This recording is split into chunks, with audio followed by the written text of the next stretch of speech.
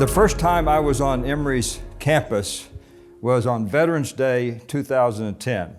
I was invited to speak at the Veterans Day ceremony where my son Jonathan, who had gotten out of the Army just a year earlier, was in his second year of the full-time MBA program. As I recall, at that time, Goizueta Business School had 10 veterans assembled around the flagpole at that Veterans Day ceremony.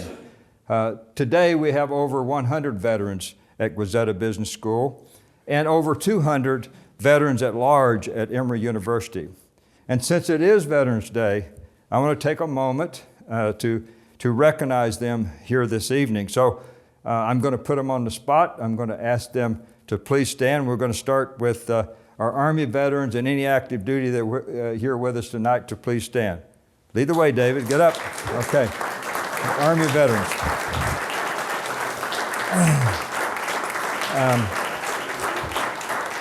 Our Navy, our sailors, any Navy? Yes, okay, Stephen. Okay, there we go. Thank you. Where are our Marines? I know there's at least one. Okay, a couple Marines. Okay, Air Force. Okay, there you go. Thank you. Coast Guard. Okay, we got some work to do. We got to get some Coast Guard here. How about the Space Force? Okay, they've got some work to do there. And certainly, being here on this campus in Atlanta, I want to include our United States Public Health Service. Do we have any that serve in the United States Public Health Service?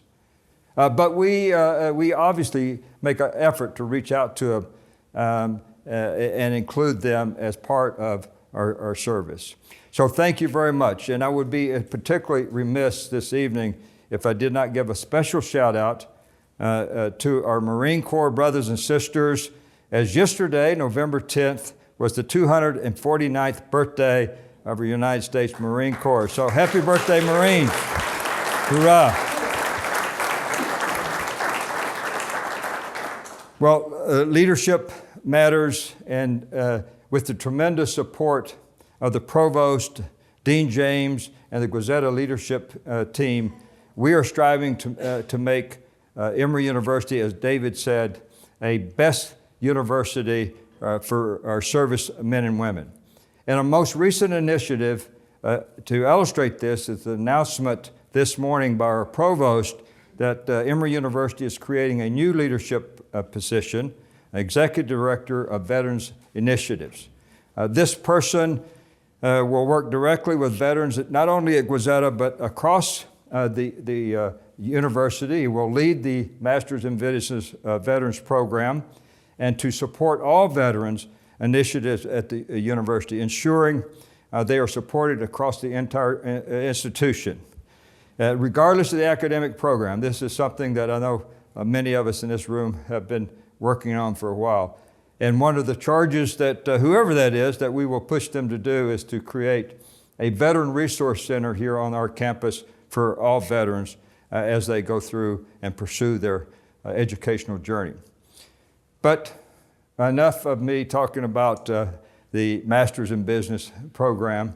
I've been asked to come this evening. I think we could probably stop the program right here and use the inspiring words of Victoria and call it a night and go and have drinks and eat. But I've been asked this evening to speak to you a little bit about the future of leadership.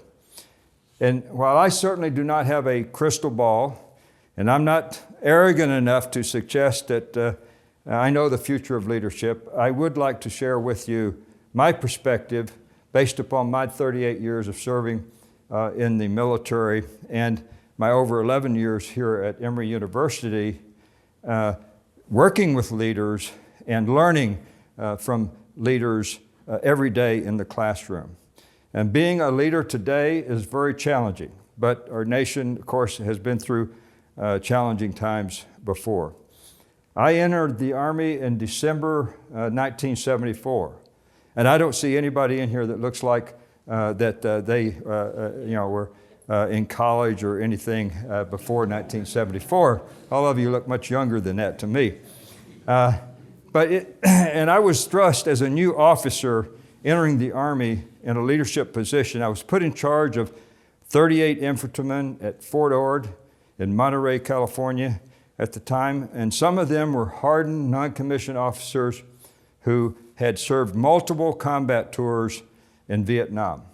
As a brand new 22-year-old second lieutenant, I assumed my first leadership role while the Army was undergoing a historic transformation from a draftee Army to an all-volunteer force in the wake of a very unpopular Vietnam War during tremendous social unrest in America.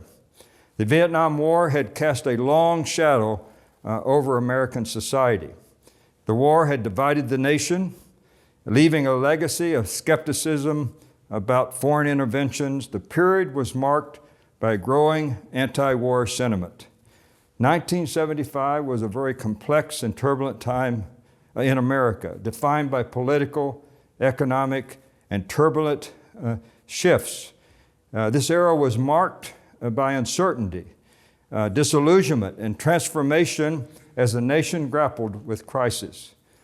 The challenges and opportunities that I experienced leading in the Army and coaching from mentors that I was privileged to serve with during that time and the years that followed shaped and I think prepared me for ever-increasing roles of responsibilities in a changing environment. After 9/11, I watched countless young military leaders go from civilian life, from high school or college, joining the Army, and within months be thrust into combat in Afghanistan or Iraq. One of those was my son, Jonathan, who graduated from Georgia Tech right here in May of 2005. By January 2006, hardly 6 months later, he was leading a platoon of paratroopers from the 173rd Airborne Brigade on intensive combat operations against the Taliban during a very bloody time of that war, making life and death decisions one day and the very next day, challenged to sit down and demonstrate the empathy and the negotiating skills with tribal elders to provide critical humanitarian assistance. I am very optimistic about the future of leadership in America. Why? One reason is because of the post-9/11 leaders who led our warriors for over the last 20 years in combat and will be leading our nation and our businesses and government in the next 20 to 30 years. I believe the challenges for future leaders will not be significantly different than the past, where the environment will be constantly changing.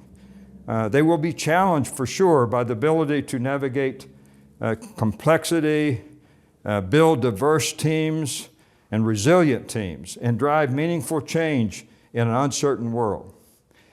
Not unlike the 1970s and the 80s, we are in an era of unprecedented transformation.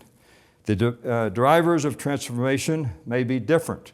Today, it is the rapid advances in technology, globalization, shifting cultural values that are reshaping every aspect of how we work, live, and lead.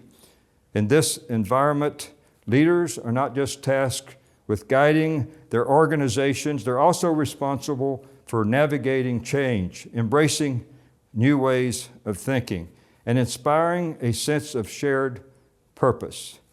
To stay ahead, leaders must be adaptable. Tomorrow's challenges will not be solved by yesterday's answers.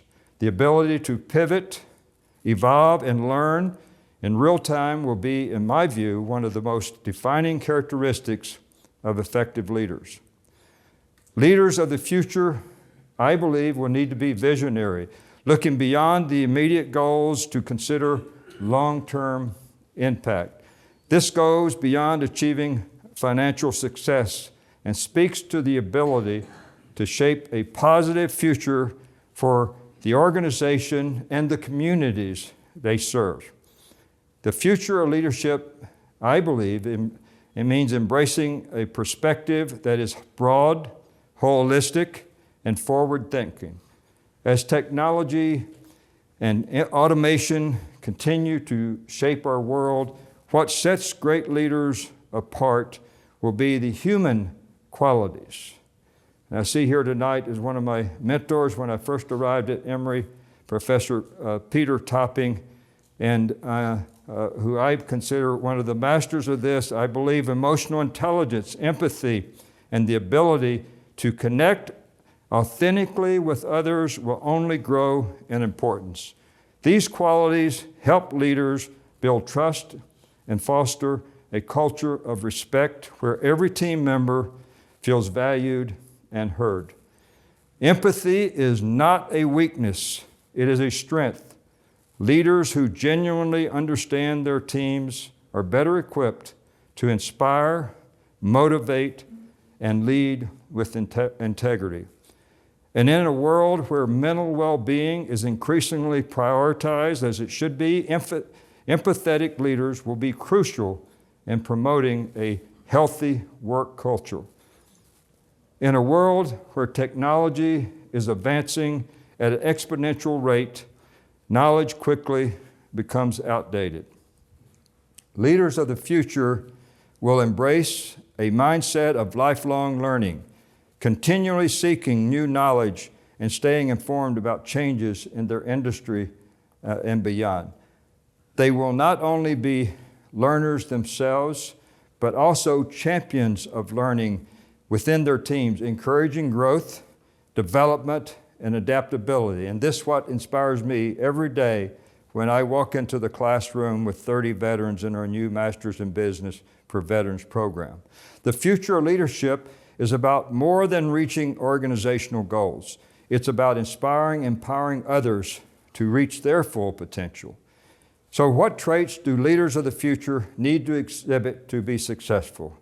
Here's sort of Keene's 4 traits, if you will, that stand out to me as non-negotiable and are as relevant for the future as the past. They are character, competence, communications, and courage, which comes as no surprise to my mentor, Professor Topping. Competence. Competence requires being a lifelong learner, as I mentioned, reading, studying, and learning to ask powerful questions. Leaders today, and especially in the future, need to be competent in data and artificial intelligence, at least at the strategic level. This doesn't mean every leader must become a technical expert. Using data and AI for informed decision-making, helping identify new opportunities and threats, more effective collaboration, and gain a competitive advantage. We need to stay on the forward edge. Communication. A leader who can communicate effectively knows how to convey ideas, listens actively, and connects authentically and meaningfully with others. Strong communication skills enable leaders to clearly convey their vision, goals, and expectations to all levels of the organizations and generations, as well as listen to feedback and concerns. Character. Leaders of character do the right thing when no one is watching. In person or virtually, leaders set the example for others to follow, and that inspires trust, respect, and loyalty. They lead not just with authority, but with integrity, fairness, and a genuine commitment to those they serve. And finally, courage. Courage, to me, in leadership means making difficult decisions, calculated risks, and standing up for what's right, even if you're the only one standing up. Even under pressure, speaking truth to power. So the 4 C's of leadership, as I like to call them, are good for the past and they're better for the future. Competence, communication, character, and courage. A leader of mine who I have the utmost respect that exemplified all of these traits plus many more, but especially these 4 traits, was former Secretary of Defense, General Retired James Mattis, widely known for his character, ethical leadership, courage in speaking truth to power. While I was the commander of all military forces in Pakistan, he was the commander of U.S. Central Command, my boss. In the fall of 2011, a significant incident occurred on the northwest border of Pakistan that severely strained the U.S.-Pakistani relationships. During this incident, the United States and NATO forces in Afghanistan mistakenly conducted an airstrike on 2 Pakistani border posts along the Afghan-Pakistani border. The attack resulted in the deaths of 24 Pakistani soldiers and injured 13 others. This incident had profound impact on U.S.-Pakistani relations at the time. However, if it were not for General Mattis' competence as a warrior diplomat, ability to communicate empathy with the senior level leadership of the Pakistani army over the loss of their soldiers, and the courage to speak the truth of what he knew and the credibility he had with the Pakistani leaders, his peers, it would have had much more severe implications. All the time he empowered me and challenged me and to rebuild the relationships with the Pakistanis. He was a mentor that I could call in the middle of the night. And believe me, I called him in the middle of the night a lot and lean on for his support and guidance, and he was always there. I believe at this time in our history, also a critical trait that all Americans should also have is the ability to reach across boundaries and work together with those you may not agree with. Unite today for a brighter tomorrow. Leaders at every level need to come together to solve problems we face in society, business, government, and the challenges that we face around the world. I witnessed this firsthand in Haiti following the 2010 earthquake, when President Clinton and Bush came to Haiti, united together to help the Haitian people. I was privileged enough to spend a couple days with both of them while they were on the ground in Haiti. And what I watched was a powerful message, and even more meaningful was the direct impact that I could see it had to help the Haitian people as they were going through such a devastating incident to their country. A powerful message, indeed, that had direct impact on the Haitian business community and its people. So my final message on this Veterans Day is to have the courage as a leader to reach across boundaries, to stand up, lock arms, and do the right thing. Thank all of you for your support of Emory University, Goizueta Business School, and especially for your support for our service men and women on this day, Veterans Day. Thank you.